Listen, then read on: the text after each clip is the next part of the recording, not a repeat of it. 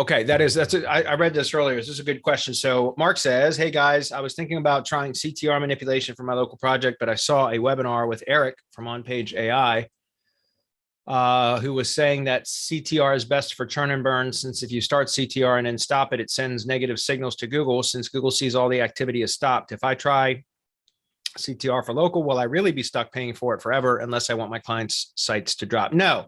Here's the thing. Most people do CTR wrong. That's why Eric said that. Eric, I highly respect Eric Lancheras from onpage.ai. I've been following him for many years, and I respect him a lot. So, so what he was saying wasn't, probably just didn't give full context. Most people do CTR wrong because they way overdo it. And that's where that occurs. What he said is true. And that's it, because if you start engagement signals, CT click-through signals, and you set the volume up too high, like in other words, if you do too many and you leave that run for any length of time, then all of a sudden you stop it or you remove it and you see the activity, the click-through signals drop significantly, then that is kind of a negative ranking signal. But that's the whole reason why I said most people do it wrong, is because they go way over and above board. They feel like more is better. And that is not the case with CTR. The only time I would say more is better, and it has to be still within reason, is for branded searches, or what they call navigational searches, which includes brand searches, but also variations of brand searches. And even then, more isn't always better. It just means if you're going to be aggressive, a brand search is the only place that I would be aggressive with CTR.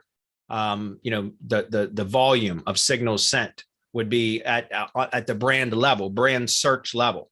But if you don't need a ton of clicks, guys, like that's the whole point. If you do it properly, then CTR signals does not need to be a lot of click volume, search and click volume. It just needs a few, and it just kind of helps to nudge it along until the site starts to rank and then starts to receive organic traffic naturally anyways. Does that make sense? So for example, if you've got, you said it's for a local project. So we're just going to forget about organic SEO. We're going to talk specifically about Google Maps. If your Google business profile that you're considering applying this to, CTR signals to, let's say it's in position 5. So you're out of the 3-pack, which means you're likely not getting calls from the Maps pack, right? Or you're generating leads from the Maps pack, because that old joke about where's the best place to hide a dead body, on page 2 of Google, right? On the second page of Google, because nobody ever goes there to look. You could say kind of the same thing about Google Maps, like in position 4 or lower. Does that make sense? Like, because how many people actually go and click more results at the bottom of the Maps pack? Very few. I mean, I'm not going to say it doesn't happen. Of course it happens, but it doesn't happen very often, if that makes sense. Most all the time, people are going to call one or all 3 of the results in the Maps pack, and that's it. Like, they're done. They found what they were looking for the most part. Again, there are always exceptions to that. So my point is, let's say that your Google business profile that you're considering this for is in position 5, which means you're probably not getting very many leads from that, because it's not, it's got limited exposure. Not very many people are seeing it. And now you apply CTR signals to it, and you do it the right way, which is with conservative numbers. You only need a handful of clicks. It depends on kind of like what the search volume is and everything else for the keywords that you're trying to push. But if you do it conservatively, and if you focus more on brand searches and referral traffic CTR instead of search and click traffic, which is where it does a search and then, it goes and finds the listing and then clicks on it, which is, again, that's unnatural. And most people are way too aggressive with that. The best way to do it is do brand searches so that it pops a knowledge panel, or pops at least, at least in the Maps pack, in the top position, because it's for the brand that was searched. Most of the time it'll pop a knowledge panel, and then engage on that. That's a huge signal. Referral traffic through highly relevant sites that are linking to it. So tier 1 links that are linking to your Google business assets, whether it's the money site, the Google business website, or the Google business map. So that, the Google map itself. any one of those, if you're sending referral traffic with click-through bots from brand tier one assets that are especially highly relevant tier one assets, those are again click-through signals through a backlink to your target assets. It has nothing to do with search and click traffic. It's just referral traffic. Those are good signals. So you can be more aggressive with referral traffic signals than you can with search and click. But all you need is a handful. And again, it varies depending on what the overall search volume is and also where your positioning is. Here's the thing. If you're in position 24 in maps and the average, let's just, to keep numbers simple, let's just say the average monthly search volume for the keyword that you want to push on is 100. Let's just, to keep numbers real easy, let's say the average monthly search volume for the keyword that you want to push on is 100 per month. That's the average monthly volume. And you know, if you're in the top 3 results in the maps pack, you can safely go up to around 25, maybe 30% click-through rate from that of that. So you could potentially, and again, that's even aggressive too. That's only once you're in the top 3 and really only in the top position. And even that's a little bit aggressive, but you could say, okay, if I was in the number 1 position and there's 100 searches per month for this keyword, and I wanted to, you know, continue that to make sure that I stay there by augmenting it with CTR signals, then I might want to set it to 15 or 20%. So 15 or 20 click-through search and clicks per month, right? And that would just be to kind of maintain the positioning. But if you're in position 3, it would be less because the third position, right, the C position in the maps pack gets less click-throughs naturally than the first one does.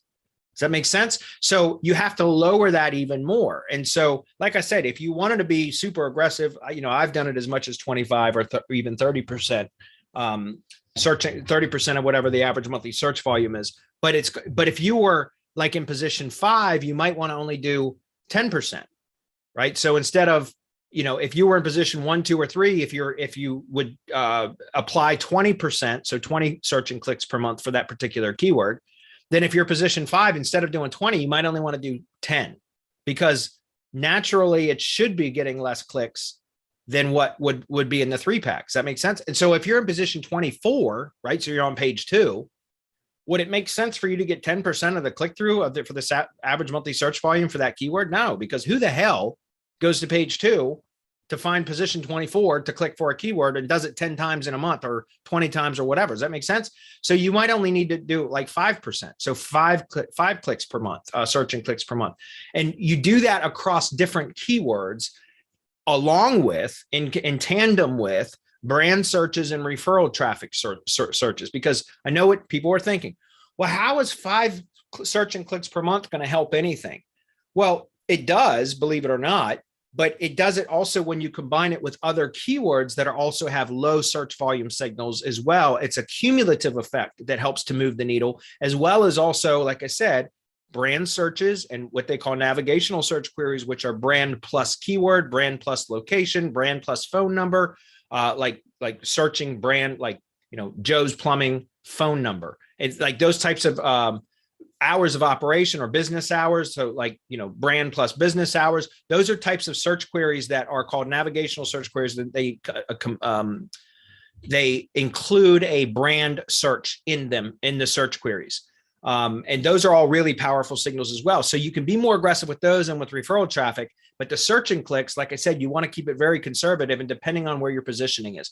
So the last point that I want to make about this is, let's say you were in position 5. So back to the original example, and you wanted to improve that, then, you know, and let's just use that same example, the numbers that I stated. So let's say 100 average monthly searches for that particular keyword. And let's say that you set it at, you know, 5 per month, 5 search and clicks per month. Then with the other CTR signals that I just mentioned, it should start to move up, right? Provided there's a number of other variables too.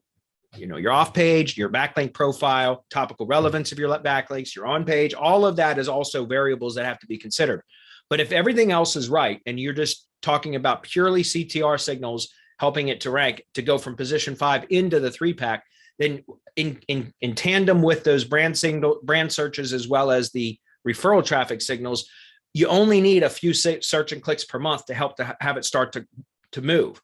Once it gets into the 3-pack, then it should naturally start, provided it's a keyword that has real search volume, it should naturally start to accrue more clicks from organic users, right? So from people actually using Google and finding it and clicking through, which means now you can eliminate or reduce the number of click-throughs, or keep them, because it makes sense for the search and click volume to increase as it moves up in positioning.